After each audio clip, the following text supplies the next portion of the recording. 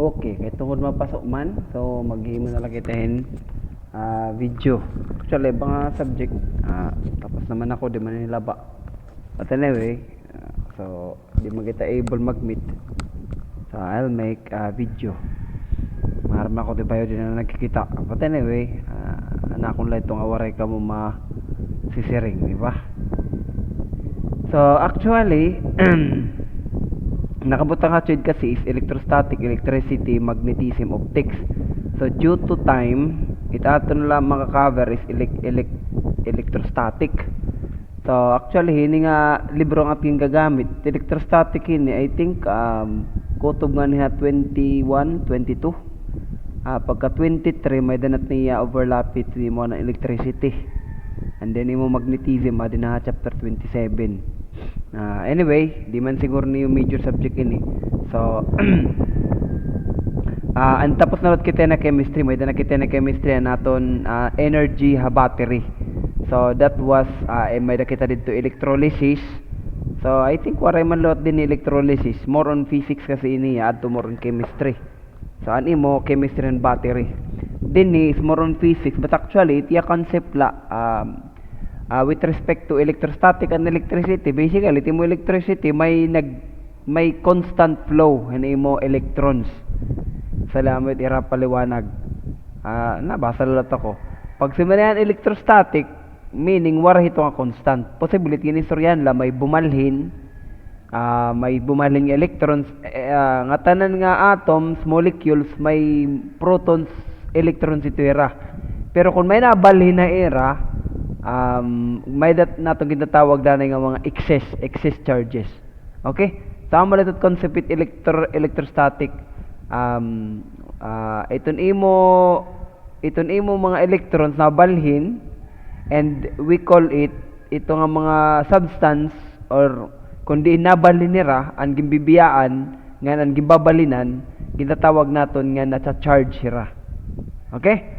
Kaysa ito ang ira normal nga sulod nga electrons and protons, di ba? May daman tira nga tanan protons electrons, pero kung may da bumali na ira nga electrons, so basically ang gintikangan nito is naibanan ng electron, so nagiging positively charged, na-charge. Tapos ang gimbalinan ng electron ginatawag naton nga negatively charged. Sa mo nitok madagmit nga but anyway, I think familiar na kamo niya concept. May mga experiment ka din pero oray malay kita experiment. oray kita lab. But anyway, so electric charge, oray makita luwat mga concept, but I really wanted you to really read this one. So kay para wholesome it iyo knowledge, di ba? Mapapansin niyo dahil digap ka mo nakakaintindi, kay tungod di kasi ka mo nagbabasa. Nag-iintindi iton mga sorbon, kay di ka mo nagbabasa. But anyway, this is how the concept of charge. So nasabtan nila nga there are only two charges, negative and positive. Ngan waray charge yung tawag nila nga neutral. So when you rub substances, amo nagsisaring nga when you rub substances, it's either depende sa materialis. Kung malus siran electron, of course, kung nalus in electron, may dito na gain. Isali kasi duwa ito yung nga nahinabo, simultaneous.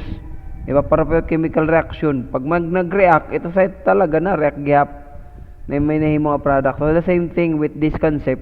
Pag may dani mo gin-rub, sa dependent materialis nga imo of course, pwede ka may gin-rub, ngan waray ito dida electrons nga mabalhin, so neutral laga pera. But take for example, may daka this is a plastic rod, and then you rub it with a fur. Ito lang mga bareboon, mga kanan I don't think so kung mga living pa ini. Fur is something kan mga barahiboon, di ba? So when you rub a plastic on it, actually the plastic will be charged negative. So kasi nito actually an imo ito far nagbalhin niton electron. Some of the may nabalhin electron nga namo at pagkikinumpyuton niya na diri tira damo tira actually, pero bagan diri damo ha atong kalibutan damo tira, pero actually hayra kalibutan diri tira damo. Ito nga when you only talk about electrostatic. Okay, So may kita mga computation. Nga mo tat concern for engineering aside. Kay we cannot know unless we can compute bagan solve pa nito, di ba? Kung makita quantitative, baga kita hin accountant hin science. So the same thing with glass and silk. Silk is something dugnity nga ginimuhin a particular animal siguro or insect, tapos ginweave into a cloth. So silk, it glass liwat, imo i-grab ito dida, guess what, ano mo glass, nagiging positively charged, meaning some of the electrons in your glass actually transfers to your silk. So direct nila nakikita kung negative kung positive, but they can test it. May kita niyo dito katulong nga drawing. Actually, ini nga ira bagang burutangan, sensitive ito yang na measure ito. Kaya kung kamuton mo nga nito, diri mo itiya mahalata actually. Kaya diri tiya parapit magnet nga medyo makakaabat ka kay makusog-kusog itiya force between magnet. Iniya diri actually. Makikita mo lang tiya danay kung hini nga setup medyo makore. Danay mga papel naging pupurot, di ba? May deto dida. You can pwede mo sudlay hamamara ito na mo comb, and then ngay mo comb makakapurot itohin mga papel-papel nga mga gugti-gugti. Ano tan mga dagko. So nakikita mo tiya. So ini nga setup, ini nga yung butangan. So I do believe sensitive nga masasabtan nira nga talaga nag-attract an imo glass nga nan imo glass nga nan imo plastic. So meaning usaira is negatively charged and usaira is positively charged. Di man nakikita but this is already proven. You can actually do this. We can actually do this. The same thing also with aton printer, di man tiya mechanism. So it's just by charging.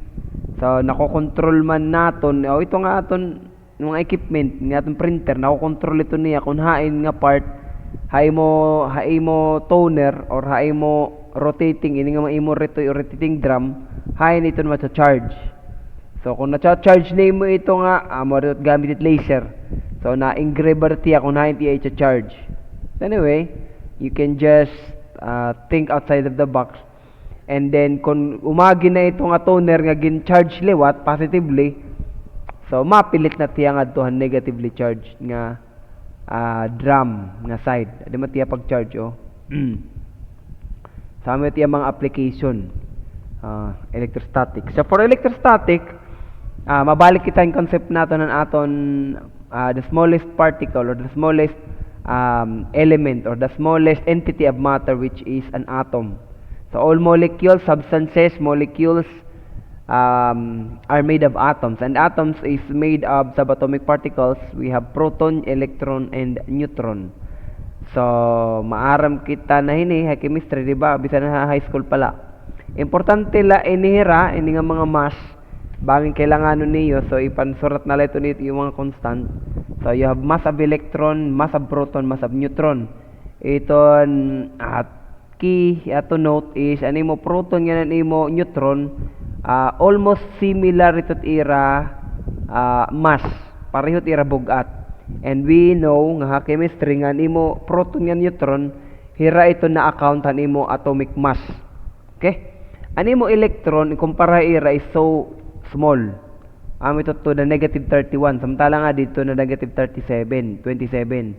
So nga tanan nira gugti, pero mo electron kumpara han proton nga neutron is 1,000 smaller. So talaga baga kahin 1 kilo nga hin maad kahin 1 gram para nimo electron. So it's not that much. That's why for an atom, iti mo mass ito dida is concentrated on the nucleus, which has the proton and the neutron. And then we have, actually kailangan gyud niyo iglista ang charge of a electron. Mo charge an electron ngan charge ang proton, of course pareho itira, but in terms of column itato malamaram nga pag may usa nga electron negative 1, pero actually may charge ito kada usa ka electron. Iti number is 1.602 to the negative 1.602 to the negative di kasi ito di kapak nakaka-memorize ha. So kita na la di tiya din So electrons kung may protons na kita, pareho gapito nga number but positively charged laya. Okay? Yon. And then mga ions, maaram na kita to chemistry. Ions are somewhat atoms with positive negative charge. So usually unbalance ito nira ada katapusan nga mga electrons. Kaya di rin nga tanan nga electrons nagkakalakat. Okay? So ito mo mga metals usually in nature mga positively charged hira. Por parola ito mo steel. Ito mo steel makikita nimo naturally pabayan nga nimo tatao yun ito ya. So meron nga ni tao yun nagiging ferrous or ferric ions ito mo metal nga Fe. So meaning napa-positively charged siya kay ginbibiyaan yan electron ha iya outer shell. Tama yun karang signon. Okay? Madito dida. And then you have the concept of conductor insulator. Aram nakita ito, conductor is na tugot pag agyan ni mo electrons, insulator is diri. May dagat niya paliwanag pa dito ito imo in terms of atom. In terms of vacancies and electrons which are outside nga madagmit lehera dumalagan. Actually, amoy karsignon. And then you have this concept of charging by induction. So, kung pwede nga natin pabalinon electron, pwede natin pabalinon tapos diri na hera lumakat. So, that is charging. Charge, di ba? So, para concept, you can actually manipulate things so that animo electrons mabubutang or danay itira karon sigon leto nako-concentrate ta sa kalungar. Di ba? Danay amo let karon sigon kay pag animo electrons ang proton medyo may dat nira distansya, may concentration ng electrons, may concentration ng proton, baga nagapit makikita nimo iton ira charge. Okay? So, if we have that concept nga pwede naton ngayon i-concentrate mo electrons and protons just like this one, naman kita may dani mo uncharged metal ball and then negative charge ion rod, gindaop nimo ito. So, animo positive ito dida, bisan di mo nakikita, mahirani ito nga danim negative. So, makikita nimo nga di din imo electron build up. And kung may electron build up ka dida, guess what? Butangan mo nga nit didahin ground, meaning ipadalagan ni mga tatuna kayo sa litaton tuna nadalagan ito dito electrons. Nadalagan tiya electrons. So igkabit mo nga siya nga tutuna, guess what? Bebayaan niyahan. Actually di ka rito damo pero may mabaya nga mga electrons and we call it charging. So natsa-charge na iyahin positively charge. Siya di man kakamayada na iyahin charge. So gito tanggal dayon iya akuan. So actually, we can actually do that kung may dala kita sufficient nga lab nganin set up. Danay makurga pon pag set up ini. Kailangan medyo gamit talaga. So amo kasi siring ini usually makikita mo niya sudlay nga gimo ginkuskus sa imong buhok nga mamara makaporto tiyan mga papel-papel nga gugti. So we call it not a charge. So adi man nagkakamaya diyan negative charge. Or bagahin pagkuskus nimo imo ulo and some of your electrons on your hair transfers to that comb. So nagiging charge siya tas ighirani mga niyang papel bisan na imo papel di recharge na reorientan imo mga positive and negative. Kuninot kailangan bagabahin kay may da negative nimo dito ma-reorient bagan may da mga atom nga bagan magnet at the same time nga nakiwa kayo nakiwa man talaga ito it nga mga atoms in a molecule nang kikiwa ito so they can rearrange themselves just like this. Kung positive load ito may charge dito ang sudlay, so makikita ni mga mabaliktad liwat though din makikita but anyway you can imagine nga minute na hinabo kaya napupurot lagap nimot papel whether negative or positive it imo gain charge. Tapos an imo gin pupurot is waray mga charge or diri waray charge meaning waray na may kuskus, di ba?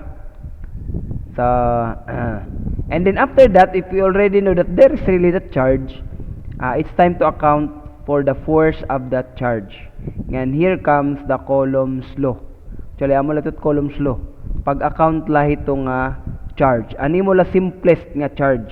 Meaning kung may dani mo, so this is the Coulomb's law. As you can see, the force ko no on those charges nga magsapit. So dinhi Coulomb's law, duha la ka charge it gin ko consider naton. So meaning kung na-solve kita yung force, ang tagduha la ka body nga may charge. So makikita natin aton Q1 and Q2 is naka absolute value. So karag singon la ito nga it doesn't matter kung negative charge or positive charge. Gina-analyze na lang natin, meaning positive permit magawas nga ni. So maaram lang kita nga kung negative ito nga duha, that would be a repulsion. Maaram kita nga repulsion ito, and this force is a repulsive force. Ngan kung ini nga Q1, Q2 puro ulit positive, the same, that would be a repulsive force. So makikita natin ini nga aton F magnitude latiya, because sa iya pa lang nga daan statement or mga problems, makikita na natin kung ano ito nga force, if it is a resistive or a repulsive force or an attractive force. Okay, so Q1 times Q2 divided by an era distance R. So yan na, may mga charge la kita. Usually we'll be talking about electrons, protons, or mga charge ng mga body. Tapos kung ano distance ito, amoy nga R squared. By that, we can measure that F. Okay, Q1, Q2 over R squared. Tapos makikita natin nga may daniya constant. So we call it a proportionality constant for your column. That is K. Okay? So isurat na lang ito niyo nga K. Value ito is 8.988 times 10 to the negative 9. May dito dito. But anyway, more or less aton columns to amulat aton igi-exploit actually. Diba naman? That is the K, 8.988 times 10 to the 9 Newton meter squared per column squared, 8.988. Okay? So accurate ito iya. Gagamiton ta nila tiya. Okay? And I do believe didala kita aton electrostatic due to time constraints. Okay? Sige. Anay gamay. At aton summary summary. So in terms of summary, I could say may mga example kapit yung libro ha, kitaan nila. Anyway, di man kita siguro maniglaro min kung ano lang kaya. Di man, column so kutob lang kita didi. Plano ko pa ito ikapil electric field pero wala na talaga oras. So makuri mo lang dito. Pakurehan ko kamo. So at least makasakay lang kita columns law. Samo lang niya. That force. So again, may day ni or analyze iton vector ha, dinhi waray diri vector, pero didi pag-analyze na nato ng imo forces, because your force really is a vector quantity, ma-matter itiya kon repulsive kon attractive. May mga problem kasi nga sugad. So may mga direction ini dinhi. Do diri sugad siguro ka kore. Or I don't know, kita na lang niyo. Kita mo kita vector. Okay? Sige. Otdong ko para diri laba.